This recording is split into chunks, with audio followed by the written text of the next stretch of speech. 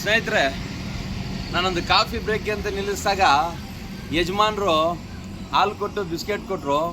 ದುಡ್ಡು ಕೊಡೋದಕ್ಕೆ ಹೋದ್ರೆ ₹1 ತಗೋತಿಲ್ಲ ಅವರು ರಾಯರ್ ಭಕ್ತರು. ನೋಡಿ, ಹೊಸ ಗಾಡಿ ತಂದು ನಿಲ್ಲಿಸಿದ್ದಾರೆ. ರಾಯರದು ಒಂದು ಯಾರೋ ದಾರ ತಂದು ಕೊಟ್ಟು ದಾರ ಕಟ್ಟಿದಾರಂತೆ. ಆ ಒಂದು ರಕ್ಷಣೆ ಅವ್ರು ಇವತ್ತು ಇಲ್ಲಿವರೆಗೂ ಕಾಪಾಡ್ತಾ ಇದೆ. ಈ ವಯಸ್ಸಲ್ಲೂ ಕೂಡ ಕಷ್ಟಪಟ್ಟು ಕೆಲಸ ಮಾಡಿಕೊಂಡು ಸ್ವಯಸಿದ್ಧವಾಗಿ ಬದುಕ್ತಾ ಇದ್ದಾರೆ. ಇಂಥವ್ರಿಗೆ ನಿಮ್ದೊಂದು ಸಪೋರ್ಟ್ ಇರಬೇಕು.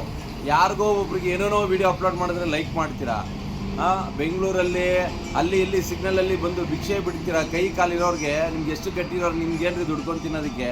ನೋಡ್ರಿ, ಎಷ್ಟು ವರ್ಷ 60-70 ವರ್ಷ ಆದರೂ ಕೂಡ ಅವರು ಸ್ವಯಚಿತವಾಗಿ ಬೆಳಿಗ್ಗೆ ಎದ್ದು ಬಂದು ಅಂಗಡಿ ತೆಗೆದು ಸ್ವಂತ ದುಡಿಮೇಲೆ ಬದುಕ್ತಾ ಇದ್ದಾರೆ. ಆಳಾಗಿ ದುಡಿದು ಅರಸನಾಗಿ ಬಾಳ್ತಾ ಇದ್ದಾರೆ.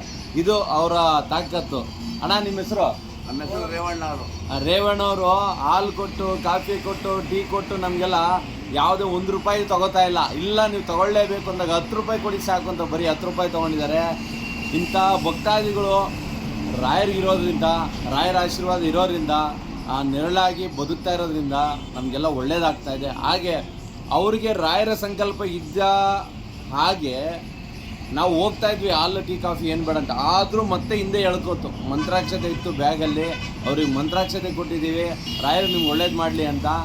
ಇದೇ ರೀತಿ ಯಾರಾದರೂ ದುಡ್ಕೊಂಡು ತಿನ್ನೋರಿಗೆ, ಯಾರು ವಯಸ್ಸಾಗಿ ವ್ಯಾಪಾರ ಮಾಡ್ತಾ ಇರ್ತಾರೆ ನೋಡಿ, ಅವ್ರು ಯಾವುದೇ ₹1 ಲಾಭಕ್ಕೋಸ್ಕರ ಅವರು ಏನೂ ಮಾಡೋದಿಲ್ಲ. ಅವರು ಜೀವನ ನಡೆಯೋದಕ್ಕೋಸ್ಕರ ಮಾಡ್ತಾ ಇರ್ತಾರೆ. ನೀವು ಅದಕ್ಕೋಸ್ಕರ ಅಂಥವ್ರನ್ನ ಪ್ರೋತ್ಸಾಹ ಮಾಡಿ. Thank you.